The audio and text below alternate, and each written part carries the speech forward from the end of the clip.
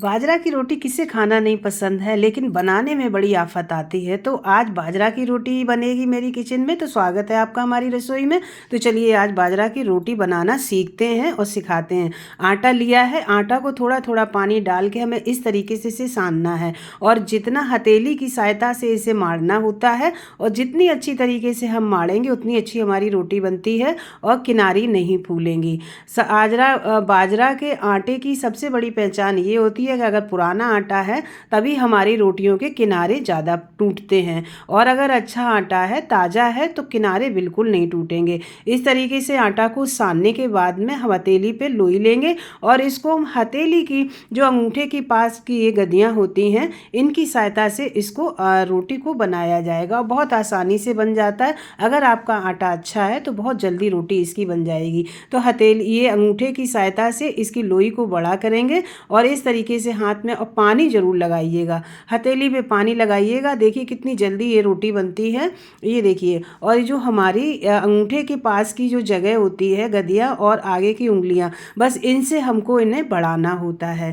तो ये देखिए किनारे हैं अंगूठे के पास में, इसमें दबाव हमें डालना होता है, इससे हमारी रोटी आगे बढ़ती है। और बीच की जो हथेलियाँ हैं इसमें हमें बिल्कुल नहीं है। देखिए मेरी रोटी पूरी बनके तैयार हो गई।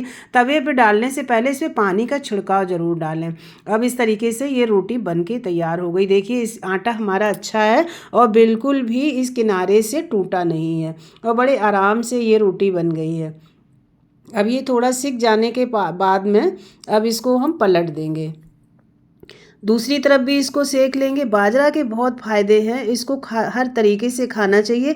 आज हम 3 तरीके से इसको खाएंगे, बगैर घी के भी खाएंगे और गुड़ में भी खाएंगे, चूरमा बना के खाएंगे इसका। और ये रोटी फूल भी जाती है। कहते हैं कि बाजरा की रोटी को टाइट होना चाहिए। अगर ढीली है, अगर ये ढीली बन रही है तो समझिए इस आटे में मिलावट है। लेकिन ये मेरा आटा मिलावटी नहीं है, बहुत अच्छा आटा है और बहुत अच्छी, और इसकी टाइट एक खुश्क बिस्किट की तरह टूटती है। इस तरीके से रोटी बनेगी और यही इसकी पहचान है कि बाजरा की रोटी हमेशा टूटती है, मतलब नुचती नहीं है। तो ये दोनों तरफ अच्छी तरीके से सेकेंगे। अब ये बगैर घी के हम दाल और सब्जी के साथ इसको खाएंगे। तो ये मेरी दाल और सब्जी के साथ रोटी तैयार हो गई है और ये काफ़ी अच्छी है। अब दूसरी रोटी बनाएंगे, ये भी इसी तरीके से बनाएंगे। देखिए बड़ी जल्दी आसानी से बन जाती है।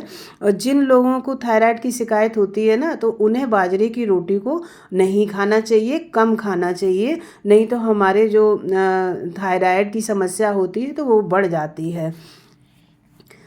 तो ये बाजरे की रोटी हमें खाना चाहिए। अगर हमारा पाचन तंत्र ठीक नहीं है तो भी हमें बाजरे की रोटी नहीं खाना चाहिए। बाजरा जितना अच्छा है, फ़ायदेमंद है, उतना नुकसान भी करता है। तो इसलिए हर अनाज को हमें सोच समझ के खाना चाहिए, अपने सेहत के अनुसार खाना चाहिए। अब ये इस रोटी को भी उसी तरीके से सेकेंगे। बाजरा खाने से आपको पता है हमारे बाल भी बड़े अच्छे होते हैं। कहते हैं कि रोज़ पहले मम्मी लोग बाजरा की रोटियां बहुत खिलाया करती थी, बाजरा की और मक्के की। तो ये आपको एक चीज़ और बताएंगे, मक्के की रोटी से ज़्यादा आसान ये रोटी बन जाती है। तो ये देखिए मेरी 3 रोटियां बन गई हैं बड़े आराम से। और दूसरी खास बात इसमें ये है, अगर आपका किनारा मोटा रह जाए तो इसको आप हथेली से दबा के इसे तवे पे फैला सकती हैं और इसी तरीके से एक लोई रख के आप उसको हथेली से भी पूरे तवे पे फैला सकती हैं। तो ये है सबसे आसान तरीका, आपको कोई झंझट नहीं लगेगी, कोई परेशानी नहीं होगी और बड़े ही आराम से ये मक्के की रोटी बनके तैयार होती है। बाजरा खाने से पता है हमारी मांसपेशियों में जो दर्द रहता है लेडीज़ को, वो भी नहीं होता है और हड्डियां मजबूत होती हैं। तो बाजरा बहुत ज़्यादा ना खा के, लेकिन हमें इस थोड़ा थोड़ा सेवन इसका करना चाहिए। जहाँ हम 2 रोटी खाते हैं वहाँ हमें 1 बाजरे की रोटी खानी चाहिए। लेकिन बाजरे की रोटी का लुत्फ़ ही अलग है, टेस्ट अलग है और अपना स्टाइल अलग है इसके खाने का। बाजरा की रोटी, अब ये देखिए हम इसका चूरमा बना के खाएंगे और बड़ा टेस्टी, इतना टेस्टी, सबसे ज़्यादा टेस्ट ये बाजरा की रोटी घी और गुड़ के साथ आता है। अब इस पर घी लगा दिया है, मैं कम खाती हूँ घी इसलिए कम लगाया, नहीं तो चम्मच से इसमें डाला जाता है, इतना घी पड़ता है। और इसको आप गरम गरम रोटी को मुट्ठी से मीच दीजिए और इसमें गुड़ मिला दीजिए, फिर देखिए इसका स्वाद, ज़बरदस्त इसका स्वाद आएगा गुड़ और घी का। और ये बहुत ही सुंदर तरीके से हमने इसका चूरमा बना लिया है और एक रोटी का चूरमा है, आप 2 का भी बनाइएगा तो आपकी कटोरी प्लेट भर जाएगी और आप आहा मज़ा आ गया। ये इसमें घी और गुड़ और ये बाजरे की रोटी, इसका जो संगम है ना, ये बड़ा ही टेस्टी है, आपको बहुत पसंद आएगा। और आप इस तरीके से देखिए खाइएगा इसको, आपको कोई सब्ज़ी की ज़रूरत नहीं है। और ये देखिए इस तरीके से चूरमा बन गया मेरा।